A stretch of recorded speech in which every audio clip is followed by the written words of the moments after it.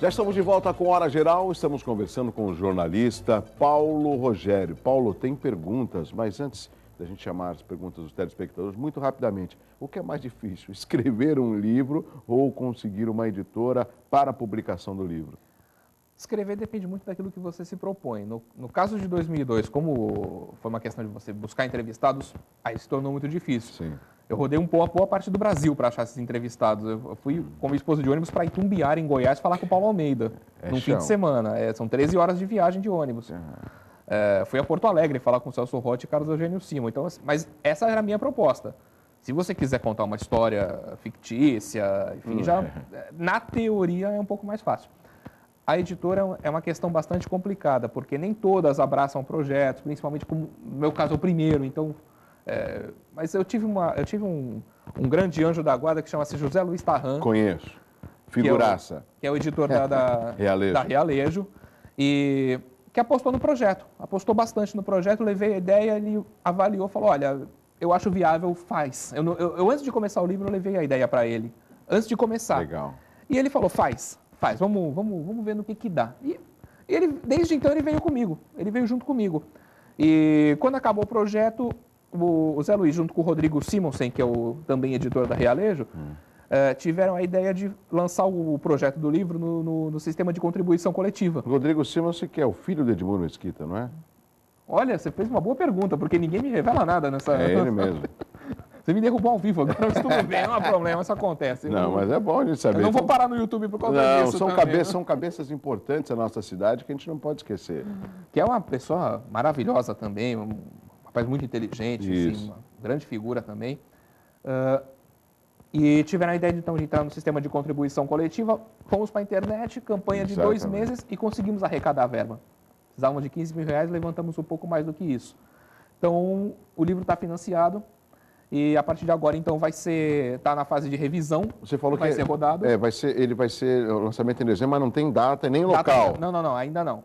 Tudo isso vai ser. Você vai avisar para a gente em primeira mão aqui, para a gente anunciar aqui no Hora Geral? Com certeza. Então tá bom. Com certeza, ligo pro Fabiano, pode deixar. Tá certo. Paulo, o Luiz Cláudio Brito, que é radialista... E é uma figuraça? Já trabalhei com ele? Trabalhei também com ele na Rádio Clube 94, acho que você na Atlântica, né? Trabalhei na Atlântica, num jogo do Jabaquara. Olha só, um abraço, meu amigo Luiz Cláudio Brito. Ele parabeniza o Paulo pelo lançamento do livro e manda um abraço para o Douglas. Obrigado, Luiz. Ou seja, o Luiz Cláudio é uma das atividades dentro do rádio também que está se acabando, que é o operador de áudio, né?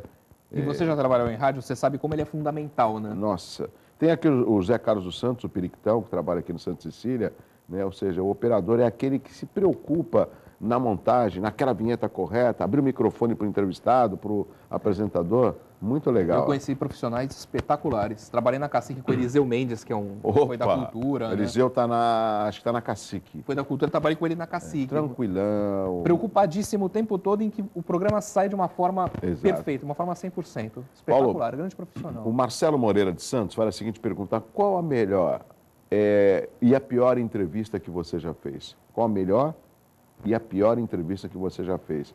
Porque às vezes parece que é difícil você conseguir entrevistar um jogador de futebol, não é? Eu tive algumas entrevistas maravilhosas. A pior você poderia lembrar, ou se for o caso, nem cite o entrevistado. A pior entrevista, acho que foi com... Uma das piores foi com um jogador da Portuguesa Santista, não vou nem falar que ele é meu amigo, já parou de jogar até. Mas ele estava machucado, ele vinha de uma sequência de contusões e eu fui falar sobre isso com ele e eu falei, mas é difícil passar por essa fase e tal. E ele falou, tá... F3 pontos, assim. Ainda bem que eu estava gravando e aquilo eu consegui editar, aquilo não foi ao ar, mas foi e a melhor? Tem várias, né? Tem várias. O próprio Emerson Leão para o livro deu uma entrevista maravilhosa. O Alex, que era o zagueiro do Santos, também para o livro deu uma entrevista fantástica. Eu tive na carreira 2 momentos em que, não sei nem se a entrevista foi boa, mas o entrevistado fez o microfone tremer. Uma foi o Romário jogando pelo Vasco, no Corinthians e Vasco no Pacaembu. E o outro foi um tal de Edson, que fez aniversário semana passada, fez 72 anos semana passada. Edson Arantes Nascimento, é esse? Pelé. Exatamente. Algumas ocasiões, na primeira ocasião, principalmente lá no CT, foi... Você sabe quem é a figura que está na tua frente ali, então... E também falei com o Pelé por telefone uma vez, olha que coisa, quando faleceu o professor Júlio Mazei. Sim. que era muito amigo dele, né? Que ultimamente estava com Alzheimer internado aqui numa clínica na Pasteur. Fez o Pelé falar inglês na marra. O Pelé não sabia Exatamente. falar inglês e ele fez, não, você tem que falar inglês, tem que falar inglês. E o Pelé foi lá aprender inglês por causa dele. E quando o professor o Júlio Mazei faleceu, eu tinha que repercutir. Liguei para o Pepito falou, ó, vou ver o que eu consigo. Daqui a pouco ele falou, fica na linha que ele vai falar com você. Nossa, aí... Aí você está no telefone com o Pelé. Simplesmente. Sim, só isso. Agora, se o Carlos Conde, numa hora dessa, fala, ô, Paulo, vem na minha sala. Você fala o quê para ele? Não vou. Não, porque eu estou com o Pelé no telefone. E vou dizer mais. E o Conde vai entender e vai falar, não era para vir mesmo. E se eu conheço o Conde, ele vai falar, não era para vir mesmo. Tá falando que o Pelé no telefone, a gente tem manchete. Tá certo. O Fábio do Marapé faz a seguinte pergunta, qual o veículo de comunicação que você trabalhou e foi mais apaixonado? Rádio, TV ou impresso? E por quê? Olha, o rádio... Estou aqui com um radialista, o falar também é do rádio. Rádio é cachaça. Rádio é uma cachaça. Concordo. Rádio é uma paixão. Não dá para explicar por que o rádio é essa paixão, mas eu já trabalhei nos 3 veículos. Eu trabalhei em rádio, em TV e estou hoje no jornal impresso. O rádio é uma paixão, é um negócio espetacular, é indescritível. Rádio é maravilhoso. Você não aparecer, mas você colocar a sua voz e o que você falar repercutir, te dar um feedback. É fantástico, é fantástico. Não vou dizer que o impresso não é apaixonante. Sim. O impresso é muito gostoso de fazer, é apaixonante. Você lê principalmente aquele impresso ainda romântico, do jornal do dia seguinte, você lê a matéria, vê a repercussão que deu, isso também é fantástico. Agora, paixão, assim, é rádio. Pena que o rádio de Santos esteja numa fase tão complicada. Nossa, aí você falou tudo. Eu acho que qualquer dia eu vou fazer um programa aqui para discutir rádio. O rádio é maravilhoso. Eu faço rádio desde 86. E nós tínhamos grandes emissoras de rádio. Tínhamos a Tribuna AM, que era o 660, né? Inclusive chegou uma época, eu recentemente encontrei com ele e lembrei, tinha uma época da Tribuna AM que tinha, olha só o time, era comandado pelo jornalismo, era o Heron Brum, tinha o Eduardo Silva, tinha a Silvana Cecília, tinha o Luciano Faccioli, tinha o João Marcos, tinha o Carlos Lopes, tinha o Mário Ribeiro, tinha tantos profissionais que hoje estão aí. O Mauro Massa, né? Espetacular, está na TV hoje. Entendeu? Ou seja, um grupo tinha também a Mônica Silveira, ou seja, tanta gente boa, bons jornalistas, que hoje estão ou em TV ou em rádio, ou estão em São Paulo. Então, ou seja, o rádio fez uma história aqui. Isso, para lembrar, a década de 80. Se a gente for na década de 60, né? Hernani Franco, Walter Dias, Armando Gomes, que estava o próprio Armando, entendeu? Rádios como a Rádio Clube de Santos, a Rádio Cacique, que tinha uma história aqui dentro da cidade. Mas vamos deixar um pouco o saudosismo de lado, vamos continuar as perguntas. O Juliano Marques, Paulo, faz a seguinte pergunta. Sobre qual esporte você mais gosta de escrever? Automobilismo ou futebol? É um pouco de cada. É um pouco de cada. Aí vou ter que ficar um pouco em cima do muro. É que o futebol a gente já nasce com ele praticamente. O automobilismo você vai aprendendo um pouco sobre ele. O legal de você escrever sobre os dois é você notar a diferença nos comentários. O futebol muita gente comenta. E às vezes eu já vejo comentário que o cara só entra no comentário para escrever, vai Corinthians. Ele não escreve outra coisa, ele só entra para isso. E às vezes você está falando que é um assunto que o Corinthians não entrou, mas ele escreve um vai Corinthians. No automobilismo, não. Quem acompanha automobilismo, ele acompanha mesmo. Ele acorda de madrugada para ver corrida, ele sabe quem são os pilotos, quem são as equipes, em várias categorias, não só na Fórmula 1. Então, se você escreve alguma coisa fora do lugar, ele vai te cobrar. Então, assim, é um cuidado que você tem que ter. Mas é bem equilibrado. Os dois têm as suas qualidades, os dois têm a paixão ali de escrever. Uma paixão semelhante à do Tony Vasconcelos, por exemplo, que sabe até a cor do macacão que o Juan Fangio usou na década de 60, por exemplo. O saber do Tony já é bastante avançado. É enciclopédico. Já é muito avançado. Mas paixão, sim. Paixão, com certeza. Isso... Uriel, aqui de Santos, como você vê o futuro do rádio AM com tanta tecnologia? É uma alternativa de um revival, né? O rádio AM ele teria que se reciclar e acho que ainda dá tempo. Então, ou ele migra para a internet e incentiva as pessoas a ouvirem pela internet, ou ele migra para o FM. No rádio AM está muito difícil, está muito complicado. O processo que está para acontecer é que o AM ele passaria a ser digitalizado. Então, o que acontece? É um projeto que está tramitando no Ministério das Comunicações.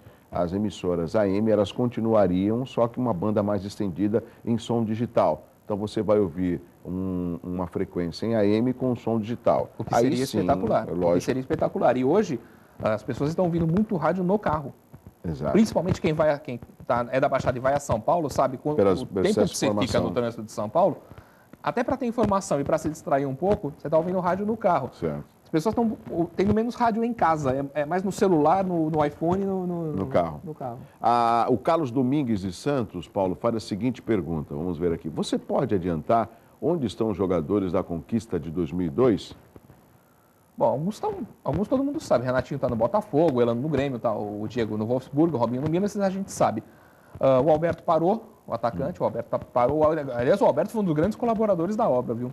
Preciso dizer, o Alberto foi um dos maiores colaboradores da obra. Ele e Valmir Lopes também, outro radialista espetacular. E uma grande figura. Um abraço. Que sabe da participação e assiste, né? Sabe quem vai participar e assiste, né? Acompanha todo mundo. Legal, legal. O André Luiz também foi informado agora pelo Fará que parou. O Alex, zagueiro, está jogando no Paris Saint-Germain. O Léo está no Santos. O Maurinho estava no Uberaba, em Minas Gerais. Júlio Sérgio na Roma. O Preto agora jogou na Portuguesa Santista. Robert parou. O William está na Ponte Preta.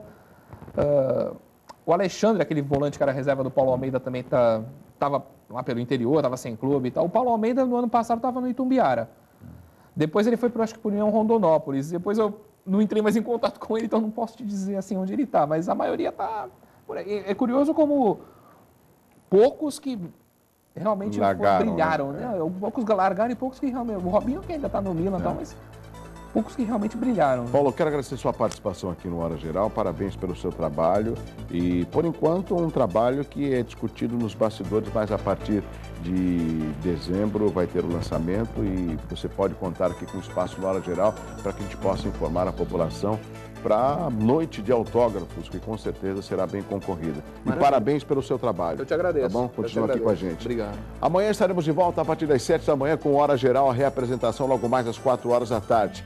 Um beijo especial para a dona Altemísia, que está sempre acompanhando o Hora Geral. Um outro beijo especial para a dona Luz do Senadinho, lá em Cubatão. Um abraço especial ao meu amigo Oswaldinho, lá de Cubatão. Muitos amigos em Cubatão, todos acompanhando aqui o Hora Geral. Lógico que é Cubatão, é Santos, é Praia Grande, é São Vicente, é Itanhaém, é Mongaguá, é Peruíbe, enfim, tem Guarujá, Bertioga, todos acompanhando o Hora Geral. Um abraço forte para vocês e até amanhã, às 7 da manhã. Tchau!